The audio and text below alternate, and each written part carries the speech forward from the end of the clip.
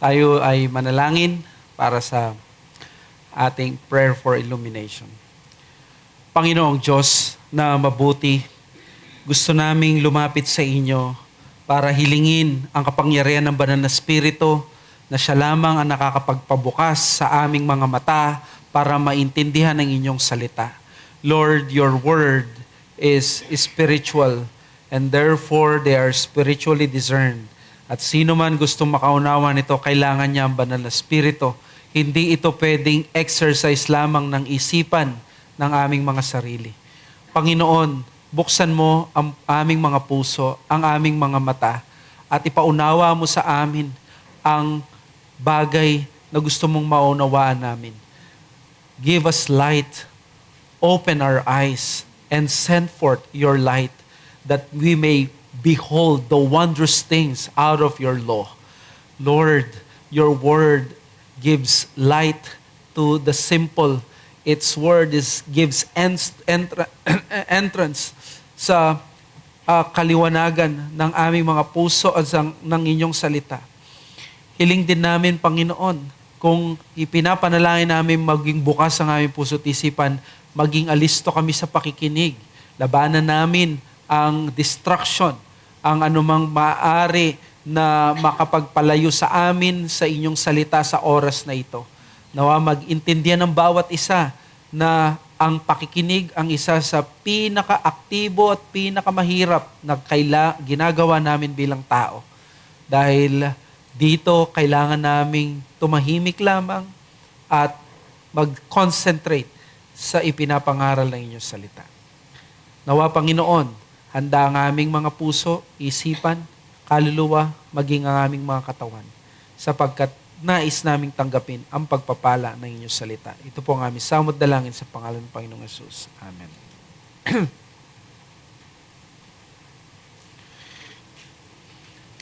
If there is a word that is popular today and is now part of daily conversation, lalo na sa politika, internationally, ay ang salitang tariff. This is the tax or duties na ini-impose ng isang bansa sa mga imported goods. For example, after the meeting ng ating presidente sa presidente ng Amerika na si Donald Trump last month sa White House, we were imposed with 19% tariff. In other words, all Philippine products going to the United States ay mapapatawan ng 19% na taripa. Obviously, bad news ito para sa atin, pero good news naman ito sa Amerika. In fact, nung unang banggitin ni Trump ang taripa or ang tariffs as part ng kanilang economic agenda, pinagtawanan siya at nagbigay ng maraming doomsday prophecy that these tariffs will tank their economy. Lo and behold, kabaligtaran ang nangyari. Today, instead of threatening the U.S. economy, Trump tariffs have been successful and raking money inside the U.S. coffers. For Trump, this is what he promised to do. Para sa kanya, ito yung golden age for America as he seeks to make America great again.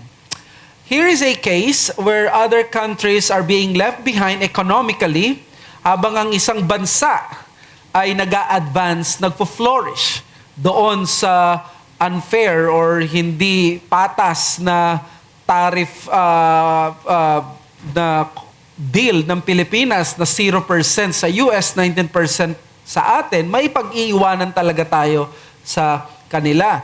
But this has been the case sa kasaysayan. Such is the case of the nation of Egypt.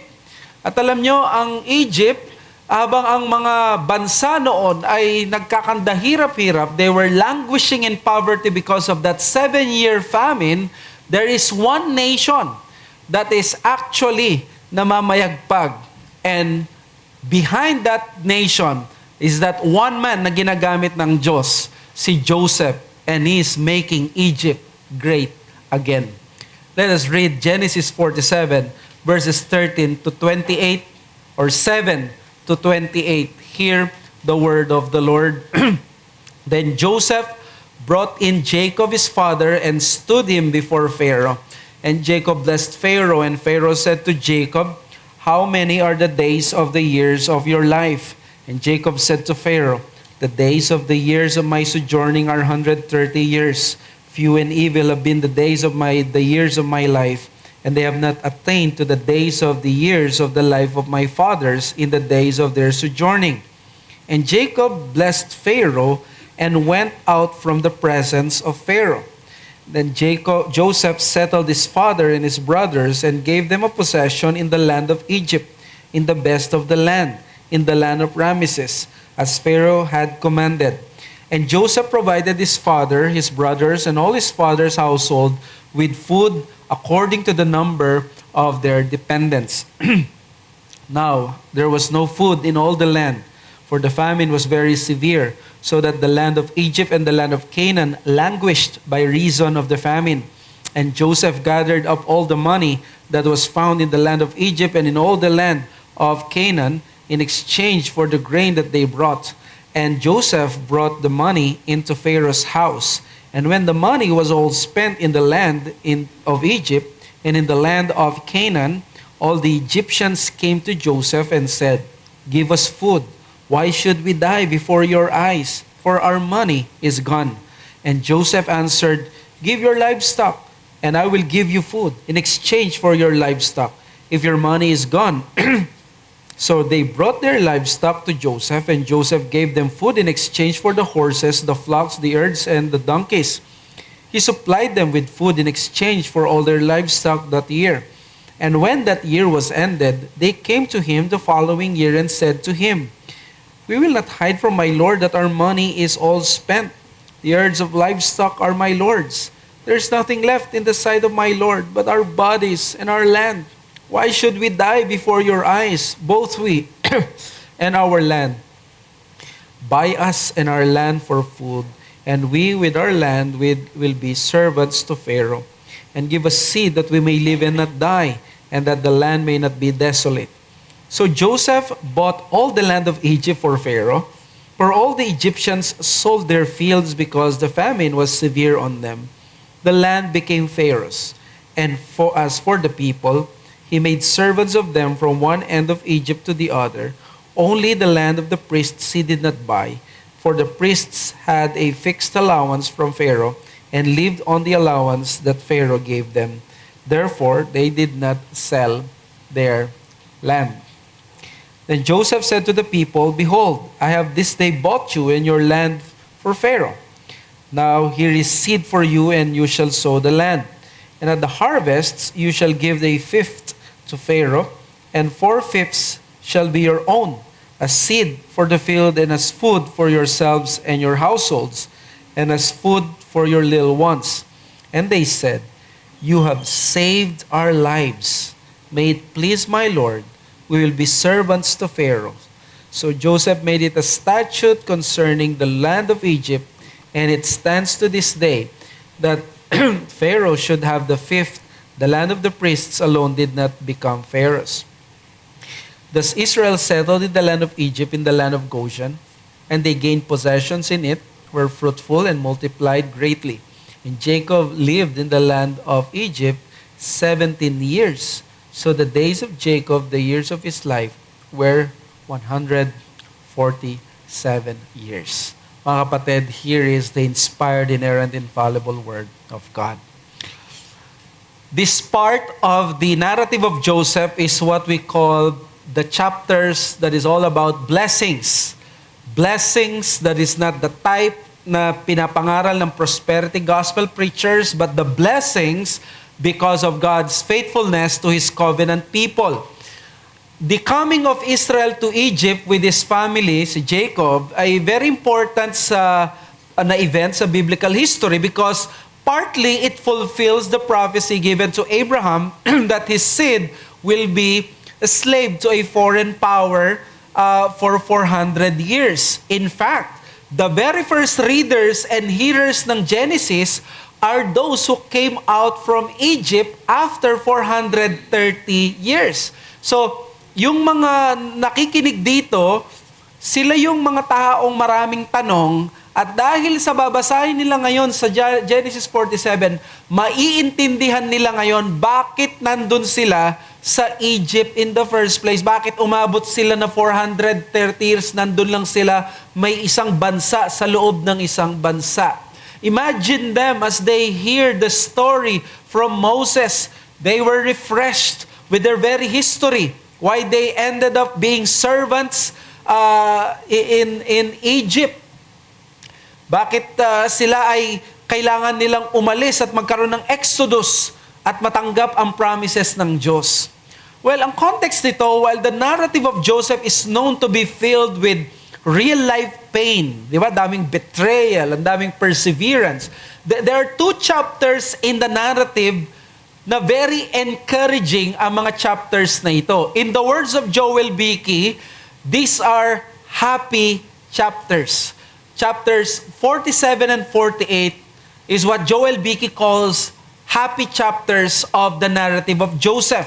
In fact, last week, we studied that the blessings of God is seen in turning Egypt, a notorious place for God's people in Scripture, na maging place of blessings and salvation. And God reunited Jacob with his son Joseph at ginrant niya ngayon ng isang satisfying taste. Parang pinakita niya na yung fulfillment ng promise ng kahit konti. Pwede naman siyang mamatay sa Canaan nang hindi nakikita si Joseph. Pero pinakita niya si Joseph para ma-encourage siya na lahat ng pangako ng Diyos mangyayari. Kaya nga naman sabi niya, now let me die, since I have seen your face and know that you are still alive.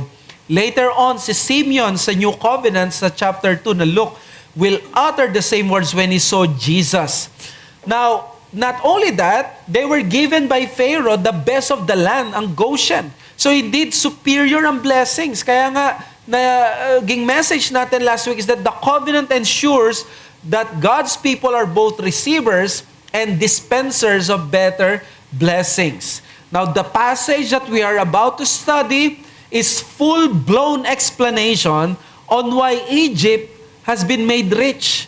Bakit naging sustainable ang Egypt? Bakit naging successful ang Egypt?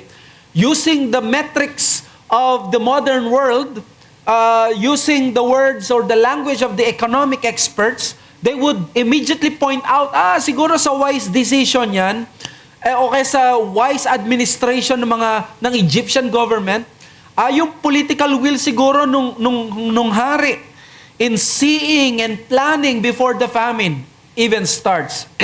I-attribute nila ito sa impressive savviness ng economic team ni Pharaoh. But, we all know the truth and lone reason for Egypt's rise to superpower is none other than our man, Joseph. Joseph and the covenant promise of God to preserve His seed. He will use this nation to preserve His people. In other words, ang Egypt hindi ang pinaka-importanting issue dito. Ang Egypt, it is not the center of the world. It is not the focus of the heavens para sa Diyos.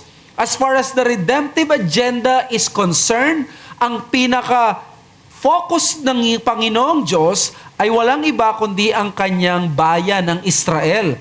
Therefore, that the one being blessed here is not Israel na binibless siya ng Egypt. Baka kasi makita natin, tingnan mo, ang Egypt, siya ang sasaklolo kay Israel. Pwedeng isang anggulo yon, pero ang mas katotohanan, actually dito, ang Egypt, ang sinisave ng Israel. Ang Egypt, ang pinagpapala ng Diyos dahil sa Israel. Ang Egypt ay pinag-rise lang siya sa power for that very purpose. Di ba nga sa Romans 9, si Pharaoh daw itinaas ng Panginoon for that very purpose na maging example siya ng mga tao na kokontra sa salita ng Diyos at magiging matigas. So therefore, Egypt is being blessed because of Israel and His covenant. The survival and wealth of Egypt when every nation in the world at that time languishes in poverty dahil sa kahirapan, dahil sa famine, it is because of Joseph. This is what the covenant does. The covenant is a fount of blessings. Ang covenant ay isang bukal ng pagpapala. Napakaraming pagpapala dito na hindi pupwedeng ang mananampalataya lamang ang makikinabang. Makikinabang pati yung mga taong nasa paligid ng mga nakikinabang na mananampalataya. Ganito ka-abundant, ganito kabuti ang Diyos na ang kanyang covenant ay isang fount of blessings. It affects not only its people, but indirectly, it blesses others despite their unbeliefs. No matter or regardless ng kanilang pananampalataya, those people and nations around them, and the whole world in general. Our passage today speaks of the great testimony of Yahweh na inordain niya na ang covenant na ito para pagpalain ang mundo. In other words, ito ang magiging simulain niya para maging way at method niya para mapagpala ang buong mundo. At dinidemonstrate ngayon ang Egypt. Siya ang exhibit A.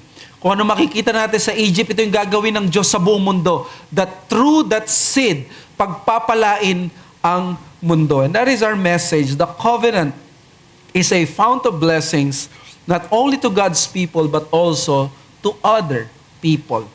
The covenant is a fount of blessings, not only to God's people, but also to other people. At makikita natin dito na sa mundong ito, ang mga tao, punong-puno sila ng pananaw kung ano ang makukuha nila ang pagpapala, kung saan nila ito makukuha. Marami ang naniniwala sa swerte, marami ang naniniwala sa sheer will and determination. Ito yung mga tao na ang tingin nila, ako ang mahawak ng aking destiny, sipagan ko lang, diskarte ko lamang, okay na yon, magtatagumpay ako. Para sa iba naman ay hindi ko kailangan magtrabaho, iasa ko lahat sa Diyos. Para sa iba ay sa mga sugalan o kung anumang mga paraan na pakikipagsapalaran. Pero alam nyo mga kapatid, dito makikita natin paano ba ibinibigay ng Diyos ang pagpapala sa mundo. Well, dito sa passage natin, malinaw na hindi ibinigay ng Diyos ang pagpapala na ang kanyang main activity ay hindi isaboy lang ito ng basta-basta. Well, ang Diyos ay nagsasaboy ng pagpapala sa ganung paraan. We call that common grace. Pero yung kanyang pagpapala na direct, paano niya ito dinadala sa mga tao? Pinapadaan niya ito sa isang kaparaanan. Pinapadaan niya ito sa isang entity. Ang tawag dun sa entity na yon ay ang covenant. Ang covenant na ito, pwedeng sa iba't ibang mga epochs ng biblical history, pwede mo siyang sabihin na for His people or through His people. Or sa ating panahon ngayon, pwede natin sabihin through the church, the people of God. Yan, dito pinagpapala ng Diyos ang buong mundo. At makikita natin yan dito sa 3 points na makikita natin. In what ways did God bless His people and those around them? Number 1, through personal favor. Number 2, through temporal provision. Number 3, through covenantal foretaste. Punta tayo sa una, through personal favor, sa verses 7 to 10. Di ba nandyan si Pharaoh at si Jacob? Anong ginawa ni Jacob? Di ba dito pinresent sila, binigyan pa ng protocol na ni-review pa ni Joseph. Ito yung hindi nyo gagawin, superpower nation to, ito yung pinakamakapangyarihang tao, pwede kayong mamatay pag nagkamali kayo sa mga sasabihin ninyo. But look at this. Pagdating sa verses 7 to 12, it was so surprising that Jacob, the man without kingly position, blessed the most powerful man on earth. Mga kapatid, ano mapapansin nyo? Sabi sa verse 7, then Joseph brought in Jacob his father and stood him before Pharaoh. The expectation was that si Jacob mai-intimidate siya by that pomp, by those protocols, by that Egyptian royalty, the military power and wealth. Di ba sa atin ngayon, pag ikaw, let's say congressman ka, ang dami mong mga bodyguard na yan, no? nandyan sa congressman pa lang yan. How much more that this is the most powerful man. So nandoon nag-exude yung kanilang pompous at yung kanilang matinding mga protocols para sila ay ma-intimidate yung bisita nila. Ganun ang ginagawa ng royalty. So we expect Jacob, magugulat siya, ma-intimidate siya. Pero bakit sa text walang indication na nagulat at na-intimidate itong si Jacob? Walang anumang bakas ng takot o pag-aalinlangan. In fact, sa verse 7, sinabi pa, Jacob blessed Pharaoh. Teka muna, don't you see yung parang may mali dito? You are before the most powerful man on earth. Ikaw nga yung nakaluhod. You are in no position na i-bless mo yung taong mas mataas sa'yo. In fact, ang mas mataas ang nagbe-bless sa mas mababa. Yan ang sinabi ng Hebrews 7 verse 7. It is beyond dispute that the inferior is blessed by the superior. In the context ni Melchizedek, binless ni Melchizedek si Abraham, hindi pwedeng si Abraham magbe-bless kay Melchizedek because mas mataas si Melchizedek because the superior will bless the inferior. Possible kaya? Bakit ganito? Parang baligtad. Bakit si Jacob ang nag-bless kay Pharaoh? The lesser was blessed by the greater? Or was it? O baka baligtad? Possible kaya na alam ni Jacob kung sino talaga sa kanilang dalawa ang mas blessed? Possible kaya na alam talaga ni Jacob kung sino siya at si Pharaoh na sa mata ng Diyos, hindi siya ganun ka-blessed at mas blessed ang si Jacob, ang sarili niya? Na alam kaya ni Jacob na kung sino talaga yung dominant here? Alam niyo ba sa kasaysayan, there is one Pharaoh who boasted that he enslaved 233 Asian princes and 320 princesses. In other words, nakakatakot itong si Pharaoh. Pero si Jacob ang nag-bless. Alam niyo bakit? Dahil alam ni Jacob kung sino siya. Paano ka ma-intimidate sa isang human king kung ikaw nakaranas ka ng tumayo before the God of the universe, the greatest king, the Lord of lords? Kung paano nakipag-wrestling ka na sa isang tao na hindi mo kilala, na alam mong manifestation at theophany ng Diyos. There is no intimidation whatsoever. There is no need for that. There is no need for fear mula kay Jacob. And then sabi sa verse 9, and Jacob said to Pharaoh, tinanong ni Pharaoh ilang taon na siya, the days of the years of my sojourning are 130, few and evil have been the days of the years of my life, and they have not attained to the days of the years of the life. Bakit 3 beses binanggit the days of the years, the days of the years, the days of the years? Why? That is what we call pleonasm. That is a literary device para i-amplify yung thought, para maging impactful sa pandinig ng tao yung kanyang edad. Dahil ang Egyptian literature, ang idealized age nila is 110. Para ipakita din ni Jacob na maiksi lang yung araw niya, hindi niya sinabing years, sinabi niya the days of the years. Nakalagay siya sa araw. Kahit na 100 plus na siya, siya mismo alam niya ang kanyang buhay ay hindi ganun kahaba. Maiksi lang, days instead of years. At dito, ang mga Egyptian pharaohs, ang tingin nila, ang 110, okay na yon. Pero ilang taon na si Jacob?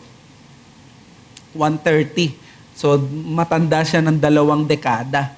Pero nung admission ni Jacob sa verse 9, few and evil have been the days, at sabi niya dito, of my life. Ito yung personal reflection ni Jacob, no? Na yung kanyang life undeniably was hard. Paano namang hindi mo sasabihin na few and evil are the days of my life? Nawalay ka sa iyong pamilya, tumakas ka papuntang Mesopotamia, nung niloko mo ang iyong kapatid at ang iyong magulang, kakuntsaba mo yung nanay mo. Niloko ka, pinagmalupitan ka ni Laban na uncle mo, pero nag-serve ka total ng 20 plus years. Nandun pa, nung umalis ka doon, nakaranas ka ng horrible rape ng anak mo, kaisa-isa mong anak na babae. And then, yung pinakamamahal mong babae si Rachel, ay namatay sa panganganak sa magiging paborito mong anak na si Benjamin. Yung eldest son mo, tinatry niyang i-depose ka sa pamamagitan ng kanyang incestuous relationship sa iyong concubine or sa iyong mistress. Yung favorite son mo nawala for 22 years. Paano mo ba masasabi na ang iyong mga araw ay naging magaganda? At ito yung comparison sa verse 9. They have not attained to the days of my father, my grandfather. Alam niyo bakit? Kasi si Abraham, 175 years nung siya'y namatay. Si Isaac, mas matindi, 180 years. So therefore, kung 130 siya, alam niya, si Jacob, hindi niya na-attain yung kapayapaan na meron ng kanyang mga tatay at ang kanyang lolo. Hindi niya na-attain yung mahabang buhay na alam niya malapit na rin siyang mamatay. So therefore, makikita natin dito, Egypt has been blessed by God through Joseph, and now, si Jacob ang gagawa ng symbolic blessing na yon from Yahweh, on behalf of Yahweh, para kay Pharaoh. Through the covenant promise of Yahweh. Nung binless ba ni Jacob si Pharaoh, meron bang immediate effect? What do you think? Basahin mo sa verse 13, makikita mo na biglang yaman si Pharaoh, na lahat na magiging pag-aari ng buong Egypt mapupunta sa kanya. Di ba ito yung sinasabi ng Abrahamic promise sa Genesis 12:3? I will bless those who bless you, and him who dishonors you, I will curse. In you all the families of the earth shall be blessed. Ito yung paraan ng Diyos para pagpalain ang mundo. Hindi siya nagsasabi, nandito, sinong gusto ng blessing, pumunta kayo dito. Hindi. Ang blessing ng Panginoon through that covenant promise, through that seed of Abraham. At yun ang paraan ng Diyos. Yung incredible blessing matatanggap siya through that man. At si Jacob ngayon, ang heir, of course, ng covenant. Now, gusto kong i-emphasize dito yung point, no? Na si Jacob hindi siya na-intimidate because in the eyes of God, he was actually the one greater than Pharaoh because of his spiritual status. At yan ang katotohanan whenever you are in the covenant or in the language of the new covenant, if you are with Christ, you are better and you are superior or greater than the most powerful and the richest men on earth. That is the point. Regardless of his status in the material world, the believer will always be far blessed than the most powerful and richest people on earth. The Lord has ordained these people na maging bestower of His blessings and to be doers of good. Ang gusto ng Panginoon, ipadala niya ang mga anak niya, ang kanyang bayan, para kayo ang maging testimony ko na ganito ako kabait, kabuti, na ako ang magbe-bestow ng blessing sa kanila pero papadaan ko sa inyo. At ang ating kakayahan na maging blessing sa mga taong ito, hindi nakabase actually sa ating monetary capacity, sa ating political position or educational attainment. Madalas kasi nahihiya tayo, hindi naman ako magiging blessing kasi wala ako sa posisyon. Siguro kung ako ay congressman ngayon, marami akong magagawa o baka marami kang magawang masama. Siguro iniisip ng iba, kung mayaman lang ako, mas magiging blessing ako. Katulad ng mga taong ito. No, hindi nakabase sa monetary capacity mo, political position, or educational attainment mo, ang kakayanan mo na maging pagpapala sa iba at maging mataas or better sa sitwasyon nila. Hindi mo pwedeng sabihin na dahil mas mahirap ka, much better ang kalagayan ng unbeliever. Nakabase ito sa identity mo kay Christ. Nakabase ito sa kanyang covenant. Nung sinulat ang Genesis na ito, ang language niya is through the seed, through the covenant. And nandito na tayo sa new covenant, which is of course, it is in the language of our union with Christ. That is what makes us so better than anyone else. Ito yung nagbibigay sa atin ng pagpapala. Ito yung bagay na Kaiinggitan sa atin, even the most powerful people, even the believers in the Old Testament, kinainggitan tayo. Even those angels. Di ba ito yung sabi ng 1 Peter 1? They were persecuted, ang mga kausap ni Peter. Pero tingnan nyo, nagsasuffer sila ng persecution, yung iba sa kanila mamamatay na. Pero ano sabi ni Peter sa 1 Peter 1 verse 6 and 7? In this you rejoice. Ano ba yun? Di ba offensive yun? May persecute ka na nga, nahihirapan ka na nga, susulatan ka pa ng pastor mo, sasabihin niya, in this you rejoice. Ba't ka nagre-rejoice? Sabi niya, though now for a little while, if necessary, you have been grieved by various trials. So sabi niya, nagre-rejoice ka hindi dahil ikaw ay nahihirapan ngayon. Pero sabi niya, so that the tested genuineness of your faith, more precious than gold, that perishes though it is tested by fire, may be found to result in praise and glory and honor the revelation of Jesus Christ. In other words, sabi niya, yung paghihirap nyo ngayon, hindi yan parang kinai-enjoyan mo. Pero kapag nagtagumpay ka sa paghihirap mo na yan, mapapatunayan mo na ikaw nga ay tunay na nakay Kristo. At dahil ikaw ay nakay Kristo, sabi niya, hindi ka kawawa. Ikaw ay pinagpala. Ikaw ay blessed. Hindi ka mo dapat kaawaan ang sarili mo. Especially in the new covenant where we are blessed beyond measure. Therefore, we did not fear man. What can man do to me? Di ba? Ano magagawa ng tao sa'yo kung ang si Kristo, yun yung pinaka-essence ng identity mo. Alam nyo, when you talk about the union of Christ, napakaganda nung sinabi ni Dane Ortland sa book niya about sa heart of Christ. Isipin mo daw ang pinakamatinding kasalanan mo na sobrang nakadikit sa'yo, na mula nung ikaw ay bata, nagkaroon ng consciousness, nandun na yon. At yung pinaka-nakakahiya at pinaka-pangit na bagay sa'yo na walang nakakalam, ikaw lang, pero laging nandun. Sabi niya, at isipin mo, yun yung identity mo. Sabi niya, hindi.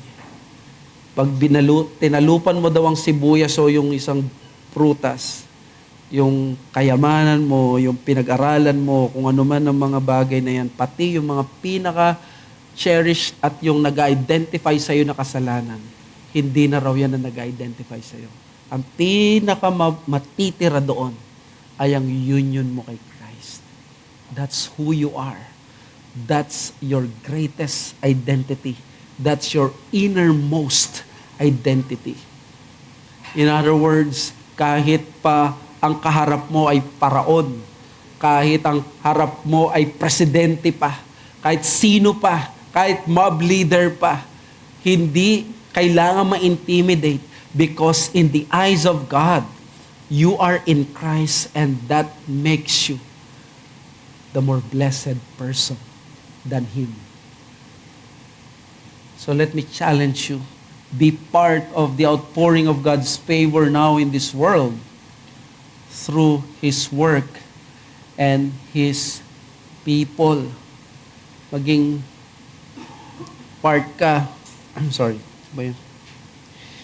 Maging part ka. Kung gusto ni Jacob ipagpagpalain itong tao na makapangyarihan, ginawa niya, maging bahagi ka ng ganitong way ng Panginoon na maabot ang mundo. Alam niyo, the Lord has ordained His people to be bestower of these blessings, but remember, hindi mo kailangan ma-intimidate by human power, position, riches, or even the mob just because you are a child of the King. Tulad ni Jacob, we should be, according sa isang magaling na commentator, si Derek Kidner, gusto ko yung words niya. Sabi niya, we should be, quote and unquote, unimpressed by rank. Kung ikaw daw ay na kay Kristo, at katulad ni Jacob, you are more blessed than Pharaoh, then therefore, hindi ka dapat ma-impressed by rank. We should be unimpressed by rank. Ang identity mo ngayon ay hindi ang posisyon mo sa gobyerno. Isang araw mawawala ka dyan. Yung katayuan mo sa lipunan, isang araw, maaaring mawala ang katayuan mong maganda. Yung bank account mo, isang sakit lang na malala, pwedeng ubos lahat ng pinaghirapan mo. Walang iba kundi ang union mo kay Kristo.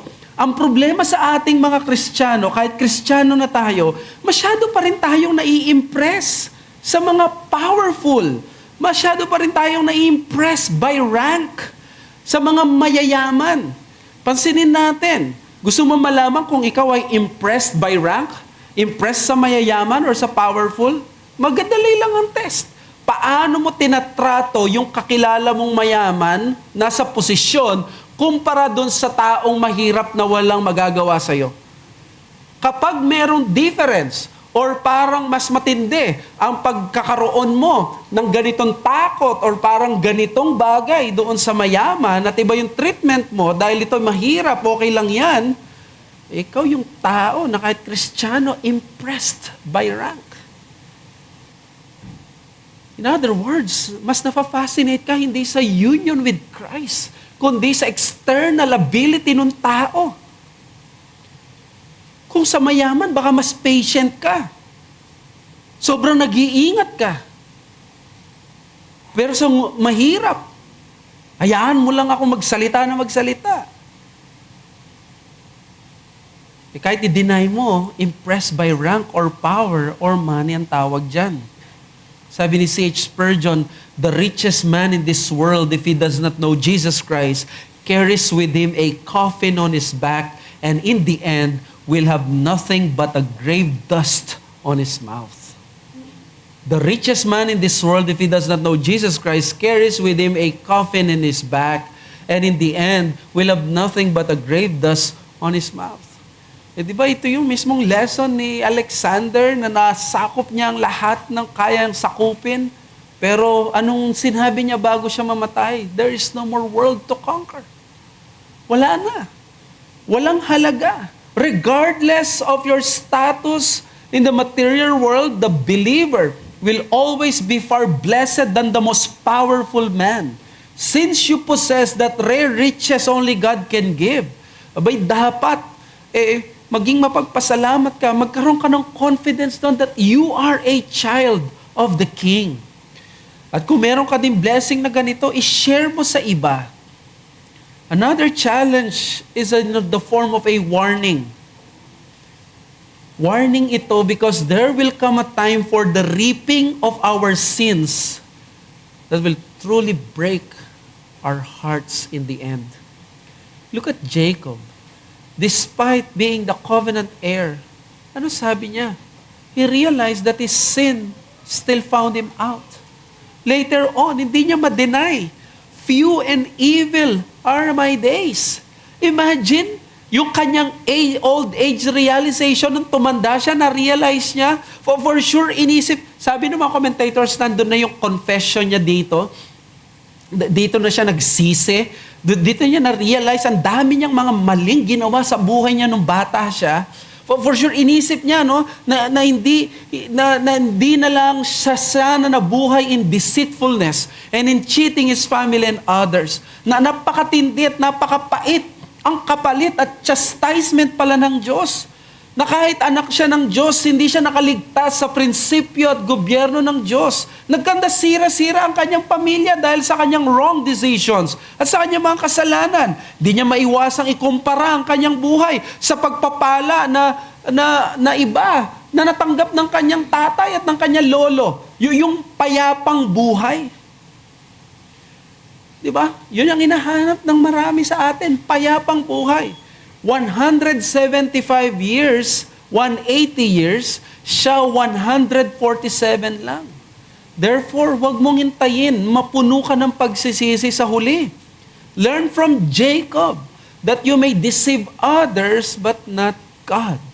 Galatians 6:7, do not be deceived, God is not mocked. For whatever one sows, that will he also reap. Deception. Huwag kang magpa-deceive. Hindi naluloko ang Diyos. Kung anong itatanim, yun ang aanihin. Siyempre kapag nabasa mo itong si Jacob, nakaka-depress. Nasaan ba ang way out dito? Ito yung good news. In Jacob, there is an encouraging note. His admission is his surrender to the ways of God. By this time, nagsisi na siya. Nag-confess na siya. Inamin na niya na hindi siya mananalo pala sa wrestling sa Diyos sa tunay na buhay. Ang kailangan niya ay pagsisisi at pagpapakumbaba. At anong ginawa ng Diyos? Nandun, sa Egypt. Binigyan pa siya ng long years kahit na feeling na niya malapit na siyang mamatay. Tagal pa ang kanyang buhay. Which means there is always forgiveness to a repentant sinner. And you know what is that? That is exactly the gospel of Jesus Christ. The gospel of Jesus Christ gives hope to these people like Jacob na even sa age nila na na-realize nila they have done a lot of mistakes, they have done a lot of wrong things sa kanilang buhay. It is not the end. It is not depressing. It is encouraging because there is forgiveness of sins in the gospel of His Son, Jesus Christ. Huwag kang magtago. Ilabas mo ang kasalanan mo at i-confess mo sa Diyos. Patatawarin Kanya. Alam niyo, mayroong isang taong nabuhay na nung siya'y nabuhay, pinakamayaman pa daw siya kaysa kay Paraon. Noong 2008, kinwenta ang lahat ng pera niya at kinongclude ng study na itong modern person na ito, he became so rich that he was more rich than the riches of Pharaoh. Ang twist, member siya ng isang Baptist church. Pangalan niya ay si J.D. Rockefeller. Nag-donate ng Rockefeller Plaza. At siya nagpagawa ng maraming ospital, museo, iglesia, UN headquarters sa Rockefeller Plaza, New York.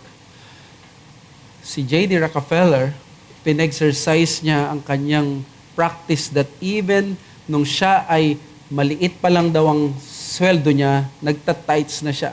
Hanggang sa pag yumaman siya, hindi na siya nahirapang mag-tithes. No, the lesson is not about tithing. The lesson is this man's faith. He held on to his faith in the Lord, whether siya ay nasa pananampalataya or nung bata siya o nung siya ay yumaman. And that is the most important thing. Ang identity mo is not your money. Your identity is your faith in the Lord Jesus Christ. Secondly, punta tayo sa verse 13 to 26, temporal provision. Pharaoh became the richest man in all Egypt because of the incredible planning and oversight of Joseph, and Egyptians' lives were preserved, while the whole world was languishing in famine. All the land of Egypt and Canaan. Even the succeeding text tells the story na si Pharaoh abundantly and unusually being enriched with all the possessions of the people. Sa verse 13, ang sabi pala dito, now there was no food in all the land for the famine was very severe. At sabi niya, yung word na ginamit is, they languish by reason of famine. Alam niyo yung word na languish? Tingnan mo yung common theme dito sa narrative ni Joseph, no? There's no food, there's famine. Pero yung word na languish, that is a verb that appeared only in this passage, and it means wearisome and tiresome. In other words, ang lupa is already tired. It's already exhausted. The land has already given up. And it is filled with people hungry, destitute, and desperate. This is not yung poverty line ng Pilipino. Mas mababa pa. This is extreme poverty worse than today. And then sabi sa verse 14, Joseph gathered up all the money. Bakit lagi binabanggit na Joseph gathered up all the money, and then sabi niya, and he brought them to Pharaoh. Una, para malaman ninyo, hindi niya binubulsa yung pera. So, hindi nagpapayaman si Joseph. He is a righteous man. Pero dito, the whole Egypt, including Canaan, turned to panic mode. Alam niyo yung panic mode, no? Yung mga pera nila, nilabas nila, namili na sila kapag nag-panic mode, naguunan sa tissue, yung mga, anong tawag doon? Face mask, nung panahon na yon. Sa verse 14, Joseph gathered of all the money, and then all the money, nag-imbak si Joseph ng maraming pagkain, sa lahat ng tao Egypt lumapit sa kanya, wala na sila makain, lahat ng salapi nasa kanila. Paano kaya yung buhay na yun? O lahat ng pera nasa iyo, wala ng pera yung mga tao. Ikaw na lang gumagamit ng pera.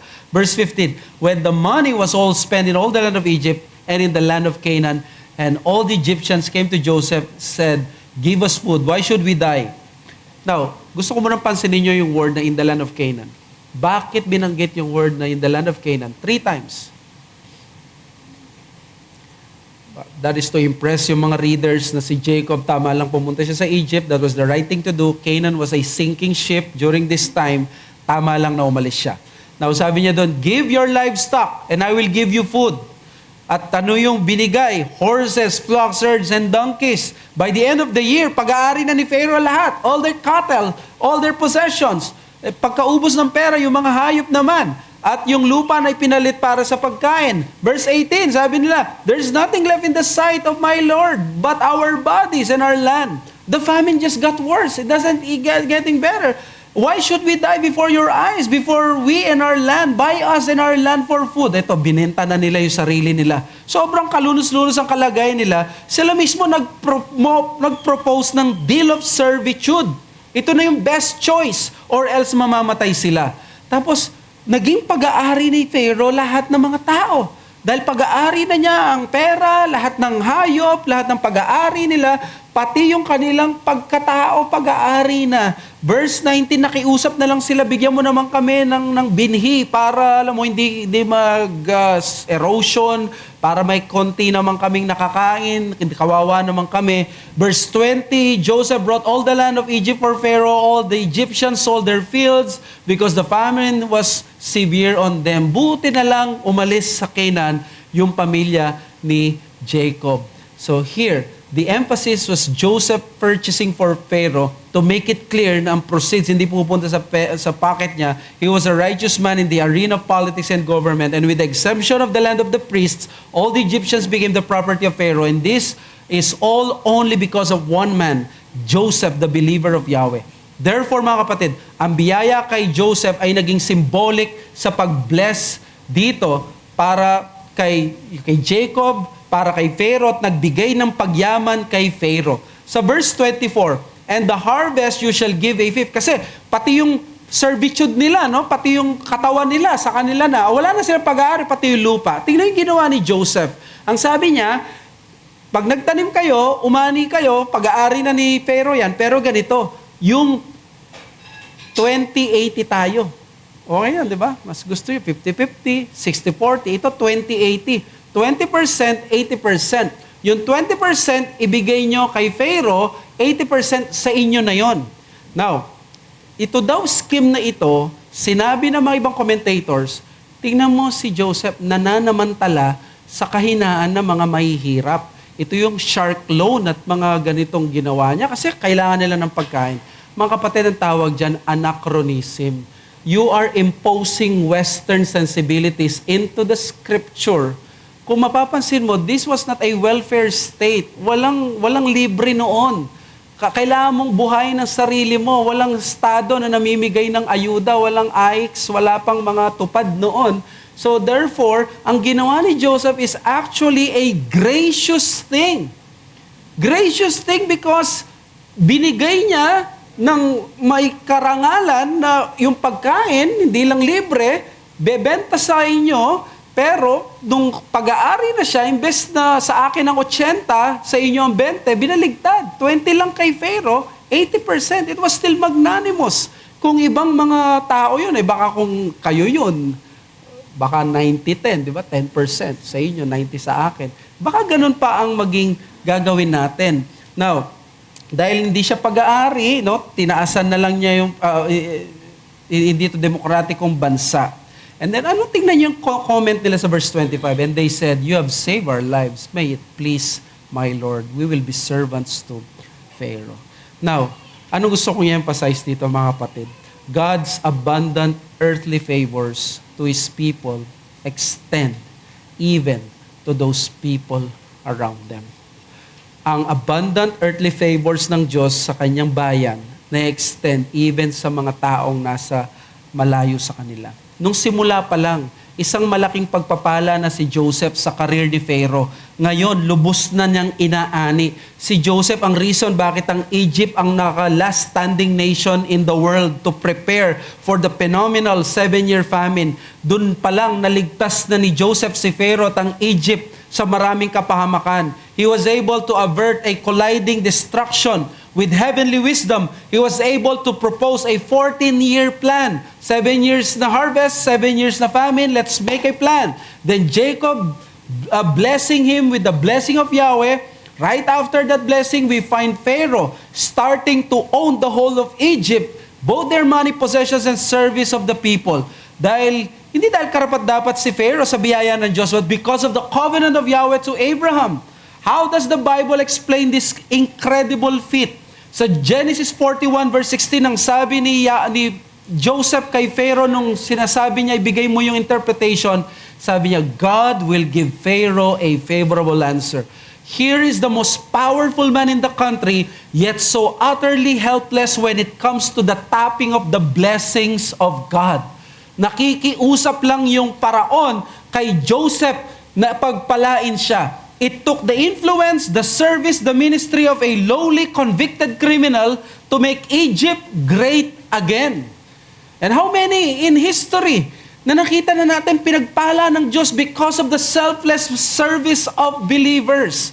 Ang daming mga gobyerno pinagpala dahil mga Kristiyano ang mga nanunungkulan o ang prinsipyong pinapaandar ay Kristiyano. Ang mga bansa, ang mga komunidad, ang mga tribo, natutong magbasa dahil sa mga pagpapala ng Kristyanidad. Ang mga eskwelahan dumami dahil ang Kristyanidad ay may worldview na dapat kang mag-aral at magbasa. Ang mga pamilya, mga magkakaibigan, lalong naging dikit dahil sa Christian worldview na dapat mahalin ng ating mga pamilya at mga kaibigan. Ang mga ospital, sinuro ng Kristyanidad na alagaan ng mga may sakit. Ang mga ministries, NGOs, selfless act, hindi maaaring manggaling sa mga pagano na ang mentality nila ay tribalistic. Christianity gave us a world of compassion and selfless acts na nadamay ang mundo sa pagpapala ng Diyos sa Christianidad. At alam niyo yun ang interpretation sa Titus chapter 2, and grace appeared to all men. Paano nag-appear ang grace to all men? Hindi naman naligtas ng grace ang all men. Ang ibig sabihin nun, yung influence ng grace sa mundo sa mga unbelievers. You see, akala ng mga tao nasa unbelievers ang susi. Lahat ng paliwanag, bakit may provision sa kanila and even prosperity. They keep on parroting the usual belief, the sheer determination, kaya yan, bilyonaryo. Sa Forbes, sinong pinakamayaman ngayon na Pilipino? Si Villar? Sasabihin ni Villar, sipag at tiyaga lang yan. But come on! Ang daming mga tao, ilan na nga kayong dekadang nagsisipag at tiyaga, pero wala pa kayong bahay sa Camellia.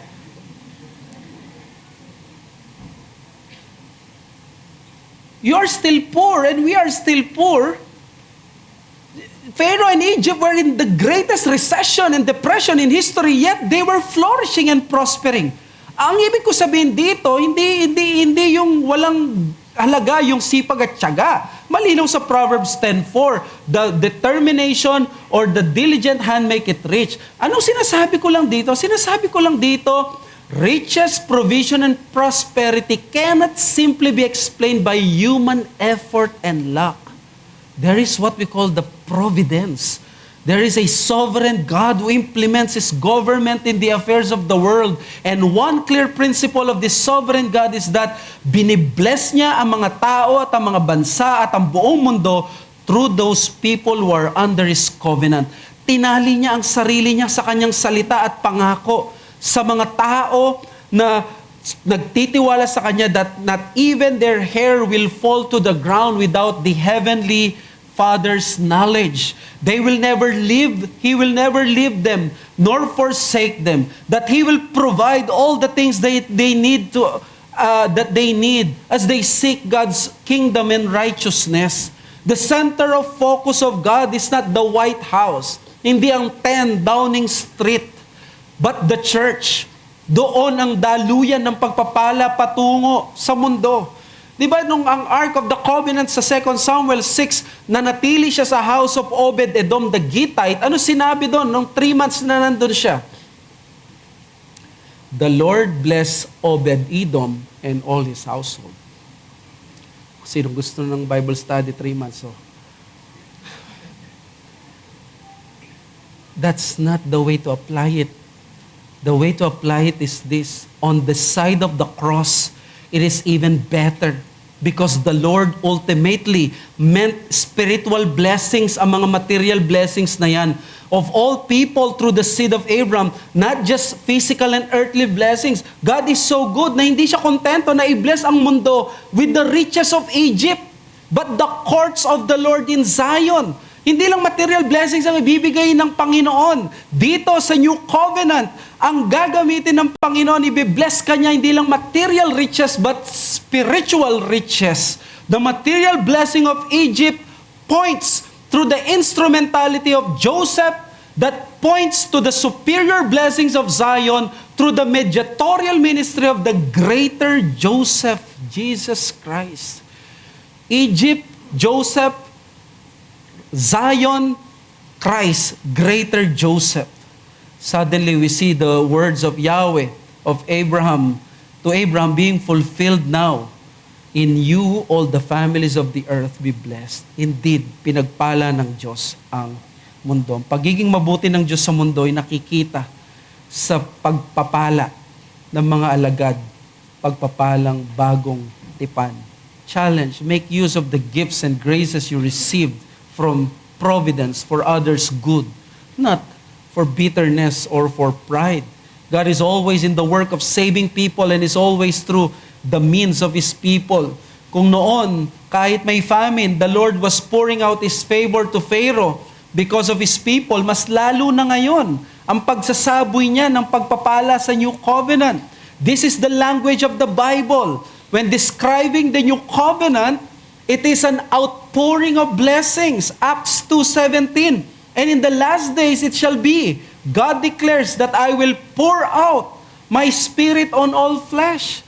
Alam niyo po mga kapatid, sa Genesis, buhos-buhos ang biyaya kay Pharaoh, material na pagpapala. Pagdating sa New Covenant, hindi material na pagpapala ang buhos-buhos. Ang sinabi ng Bible, ang sign ng pouring out of the blessing sa New Covenant, the gift of the Messianic age is the Spirit of God. So therefore, kung andyan ng Spirit, that is the Messianic age.